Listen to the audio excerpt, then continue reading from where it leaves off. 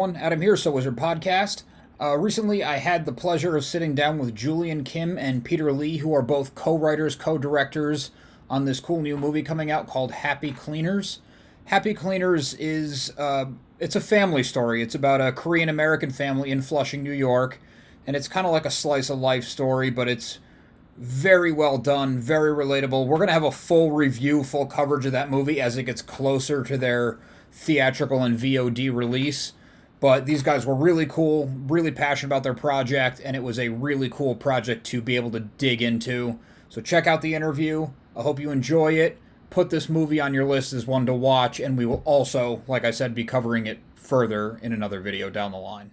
Hey everybody, I'm sitting down with Peter Lee and Julian Kim. They are the writers and co-directors of Happy Cleaners. How you guys doing? Good. How are you? Thanks for having us. Yeah, doing good. I Good. appreciate you guys taking the time to come on. Yeah, absolutely. Thank you. Thank you, Adam, for having us.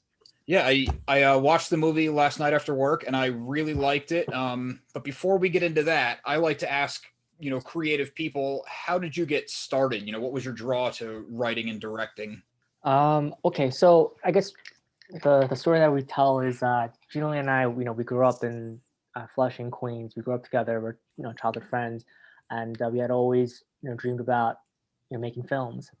We just kind of kept at it since we were teenagers, and we first started after graduating school. We first started with short films, starting off with something very close and personal, which is stories that, we lived, it's experiences that we lived through in our own neighborhood. And then we thought about what are the stories that would take place in this particular neighborhood called Flushing.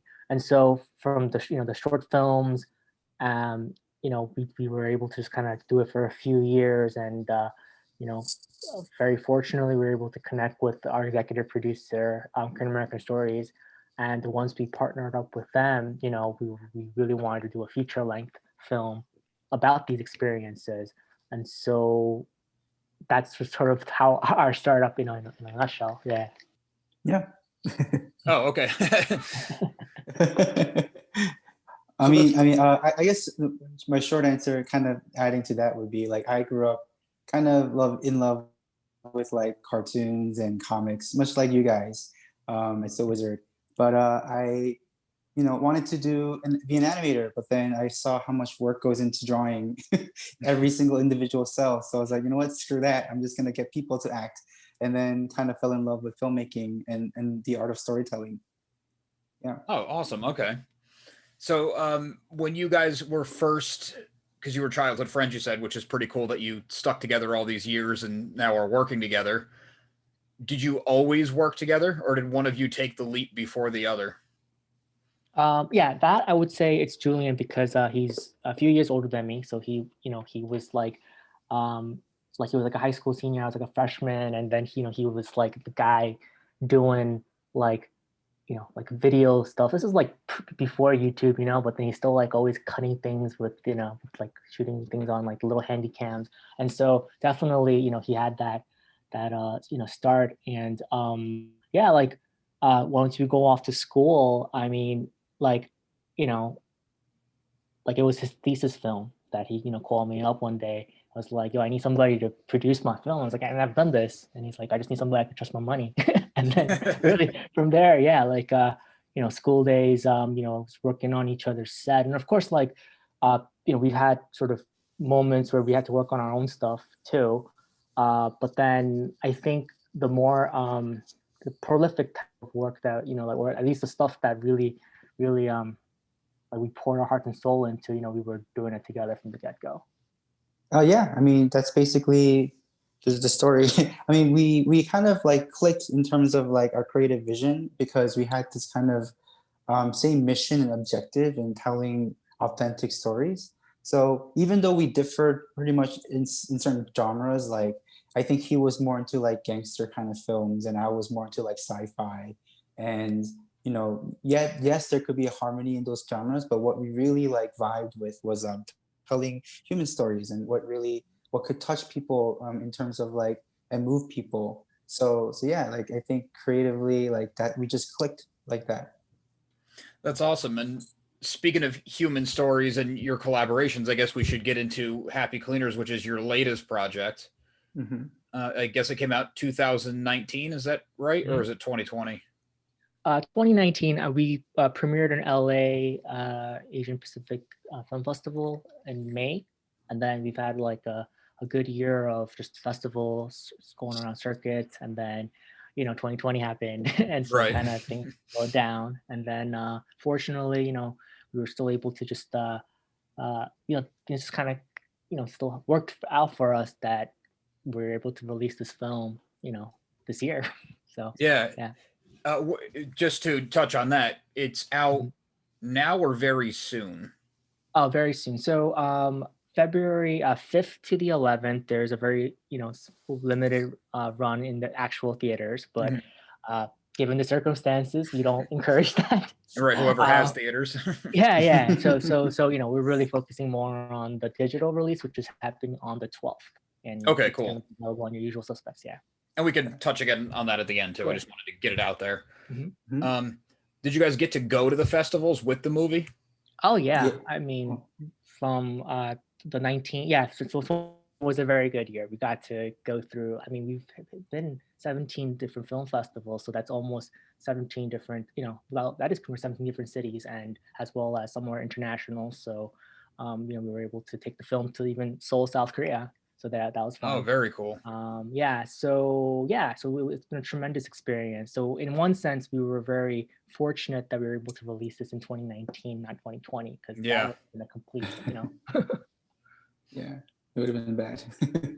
Yeah, for sure. How was that experience going around with it to festivals? That must have been pretty surreal.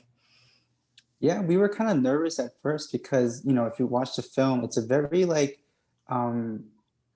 I guess it's a small town in Queens, right? In Queens, New York. And we were worried, like, what would people think? Would they get it? Would they understand?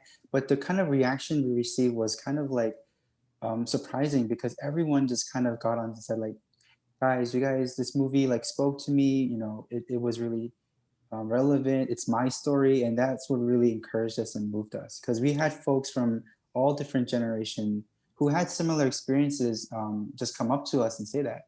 And what's interesting was when we took it to Hawaii for Hawaii International Film Festival, like we had folks who were like in their late, I'd say like seniors, like 60s and 70s almost, like they would say like, yeah, related to the kids. That was me when I was a kid coming to this country. So that was my experience, and we were just like blown away by that. It was really cool to see that. And at the same, festival, same screening, we had a Jewish American man who just said, "You guys just made a Jewish film," like I said, connected. And I think that, that's just one particular example, but we've been hearing things like that. I mean, we even showed it in Heartland Film Festival in Indiana. And there, folks, they're very removed from the New York City life, and yet the reactions were, very similar. And I think it was just the family story, the universal aspects of the themes that we touch in this film, I think resonated with a lot of the folks. So every screening we gain more confidence that, we're connecting with our audience. Yeah, I definitely think you guys nailed it in that aspect, because you made it with what was the name of the organization? I want to get it wrong. KoreanAmericanStory.org. Yeah, which sounds very specific, but it's like you're saying, it's very universal. I mean, my first connection in the movie is one of my best friends, and ever since I was like 14, moved here from China. And that story you told is his family story, but swap out laundromat for a restaurant. And him and his brother went through the same thing that the son and daughter went through in your movie.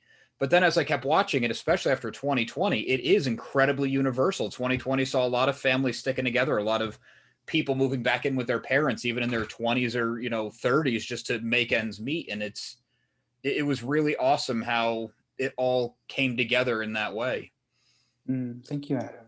Yeah, thank you for that. It was pretty powerful stuff. And when you were writing the script, did you have a sense that it was going to be that big, or were you just trying to tell an honest story? I think the honest story is really was our goal. We were trying to be authentic. We were trying to not make any sort of compromises in that, it was a very intentional decision to make it a bilingual film. knowing, where it's gonna, like, half of it's gonna have subtitles, and just because we wanted to just really honestly show the experiences that many of us, go through.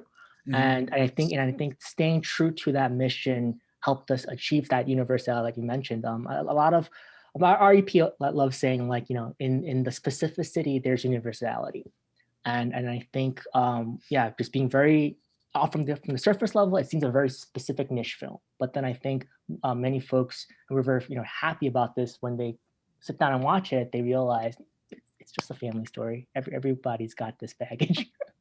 Yeah. That's true. Yeah. That's awesome. And you mentioned the subtitles and that it's half in English and half in Korean, but I thought it was really cool the way that even a sentence, the characters would kind of go in and out or substitute words in English that maybe there's not a direct translation, or maybe just the kids were more comfortable with that. I thought that was so organic. Like, I don't know if you could have faked it. What'd you think about that? Did you have a hard time kind of following that? I know Korean's not your most comfortable language. No, I mean, I don't understand Korean at all, but I had no Yeah. problem. I mean, one, the subtitles were there, and two, it just made so much sense that when these kids who are very bilingual are speaking to their parents who are mostly bilingual, it would slip in and out. And maybe it's just because I've had that firsthand experience with my friend who starts a sentence in English and speak to his mom in Fujianese and answers somebody else in English again. Right. It just flows. But I just thought it was really cool the way you guys handled it. Yeah, and that's basically how we talk to our parents, and we call it Konglish. It's a Korean English mixed together, and we have it. Sometimes it can get really severely bad, like even to a point where we don't understand each other. But I think we created our own little language there in our experience.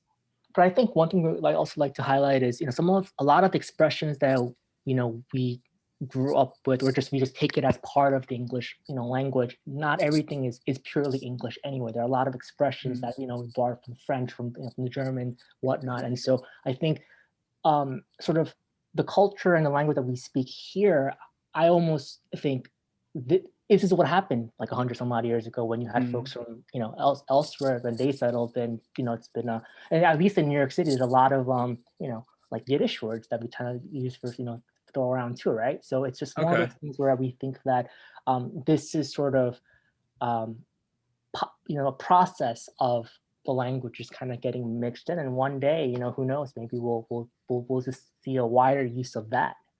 It's almost like a New York City dialect. Yeah. Yeah. So when you were writing the script, was that all very intentional, where you, oh no, substitute that English word out for this Korean word, or oh, this is the way my brother was, or whatever? Yeah, it was, and we had a huge help from our cast as well. Obviously, Korean is not our we're not that good in Korean, but our actress Charles and Mrs. Lim, when they were got the script in hand and they had to deliver the words, they kind of tweaked it to make it more comfortable, being more flexible with Korean. So they were really like fluent with that. So it was really cool to see that happen as well. Absolutely. So speaking of your cast, how did you go about casting? How did you find them? Because everybody was pitch perfect. Well, the kids actually, they were a little bit more accessible in the sense that, we just put up an ad basically on where we find actors, and then we had them come in and audition for us. But then we knew going in that the parents would be challenging, just because, because we wanted to keep the authenticity, we wanted to make sure that all the actors were bilingual. And so finding somebody in the actors in the parents' generation who would be able to, have perfect Korean, but also have, perfect or good English was going to be a challenge. And fortunately, like for us, like Charles, we knew him from another film, and and then actually Live in the Sun, we had worked with him on another film, and so that was sort of an existing casting, and we built around that. And then the mother is when our executive producer stepped in, and they put up an ask in their own network, and we were able to find our mother, who is she was a actress in Korea actually, before she made the move to the United States. So a stage actress back in like the 70s, and then this is her sort of return to acting for the first time in 40 years. So Oh after Mm. wow. she retired, she was like having a ball. Yeah. So and I think just a favorite story that we like to tell is, when we were finding Honey, like we wanted to see how the family dynamic works out, and so we had mom, dad, and Kevin there, and then Yana was our last person, and as soon as she walked in the door, it was like, this is it.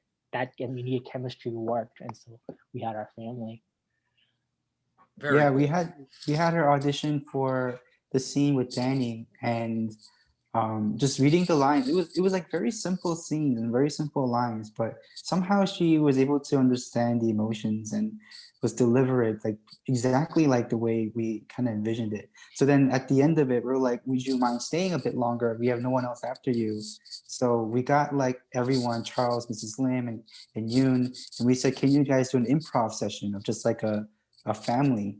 And it was just like amazing. Like that alone is a movie in itself, because they were just like reenacting like feuds and tensions and love and care and all that stuff, and it was just beautiful.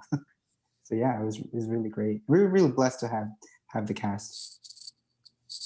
It did feel very organic and natural on the screen. So once again, I think you guys nailed it. Yeah, thank you. How about the real estate agent or the landlord? Mm. So I'm trying to think. Okay, so all the other cast, we've also did a hybrid of try to put up an ad and folks would come in, but also our producer and co-writer Kat, she's an actress herself, and so she had like her acting friends connections, and then she made some calls, and then Okay. we had our other cast members. Yeah, because he had such limited screen time, but he definitely like you feel his presence, and it was almost Oh yeah. looming. John was so good because I think he's a public school teacher actually, and I think he Okay. teaches acting, and he's also he teaches in the area. So he got the script store, like he knew exactly, essentially what his kids were going through, his students, right? And so he knew it. He knew it exactly. He's like, you don't have to explain anything. I know exactly what you need. Give it to us. John was so good. Yeah, he was really fun on set too. Yeah. Yeah. Oh, that's awesome. How long did it take to shoot something like that? Because it was relatively few locations, but I imagine it's one of those projects that it was not as simple as it seems when you watch the final product. No, you could just imagine having 30 people packed in a New York City apartment. It's not a fun sight. In the heat of the summer at that too, with no AC. We shot it in like 21 days. I think like 10 of those days were in that apartment, and the rest were outdoors across the city, mostly in Flushing. And we shot some in Manhattan, some in Long Island City. But yeah, it was a packed schedule. Luckily, we had a great first AD, Patrick, who we were to have like 12-hour days. so yeah. Huge credit to Patrick. He held it down for us. Patrick, we called him what's his nickname, Peter? Principal Schaefer. Principal Schaefer, yeah.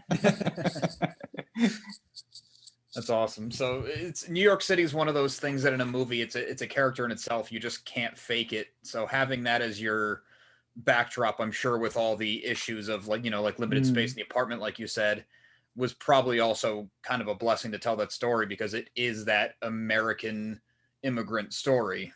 Yeah, Absolutely. I'm glad you bring that up, just because we also wanted to make Flushing a character as well, just because when you think about your typical New York City scenery, the outer boroughs is usually not included. You just get the beautiful Manhattan shots and just some of the more iconic or places that are more well known. But there's 5 boroughs, and each You're of right. the neighborhoods it's part of New York City, and there's a lot of stories that happen in those areas as well. So we really wanted to highlight that, and so this was an opportunity for us to do that. Definitely. Plus, if people know Flushing is the place you go for the good Asian restaurants. Oh yeah, for sure. Have you been to Flushing? Yeah, I have. I had a friend who lived in Woodside, actually, and we used to go Oh, down to awesome. Chinatown and Flushing with my Chinese friend a lot, who knew all the good places because he had the inside track. So, Yeah, Oh yeah, my we can God, that's awesome. yeah, Yeah. a lot of good experience, a lot of Korean barbecue down there, and Mm, yeah, I miss that the most. I really do. and, I haven't yeah, been to like the heart of Flushing since basically like a year ago. So yeah, that yeah, makes sense, which is unfortunate, but hopefully yeah. soon. Hopefully.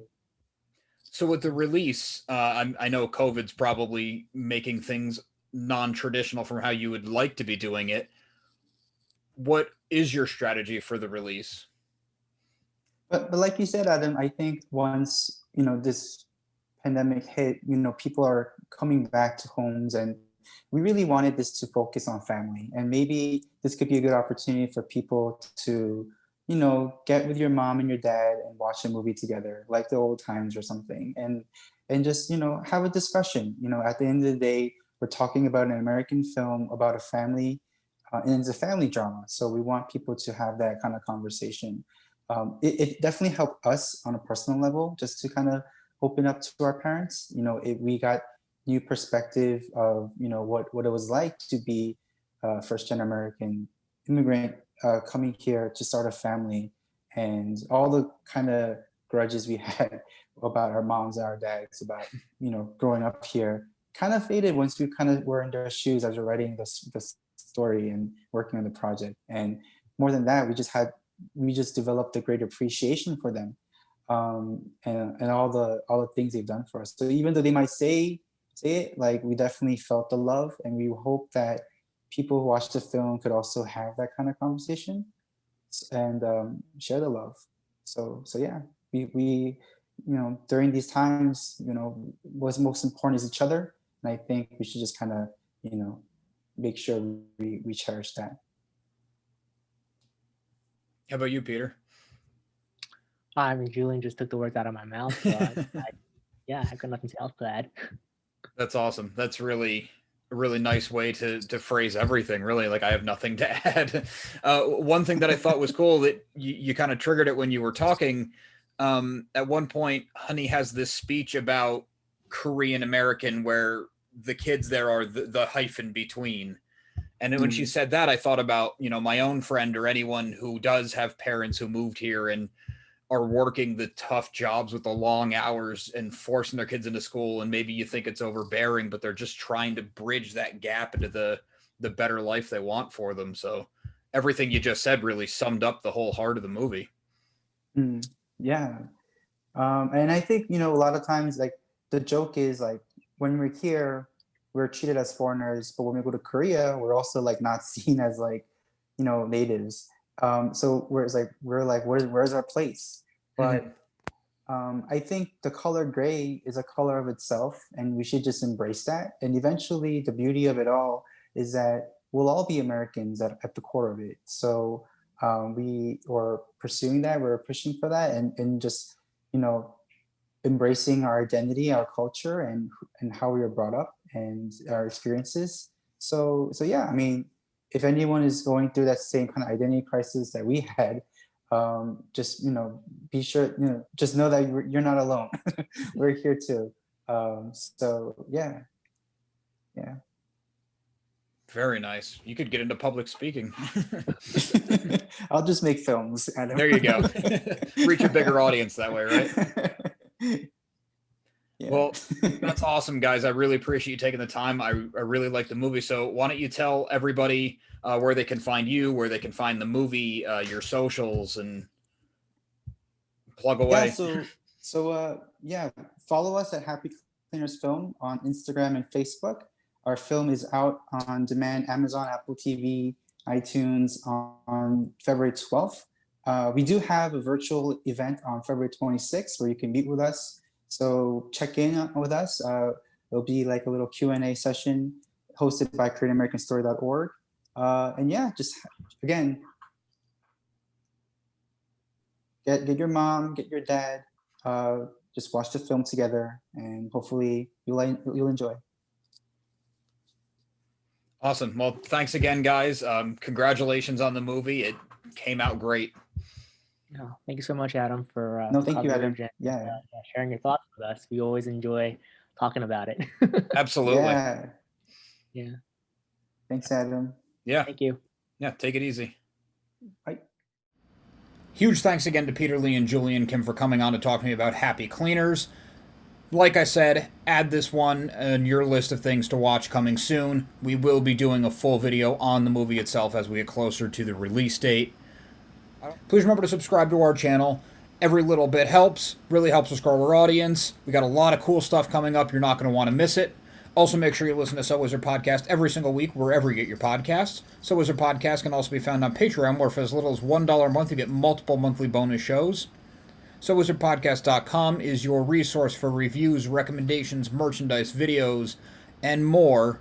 We love hearing feedback, so drop us a note in the comments, leave us something on social media. All the accounts can be found after the show and in the show notes.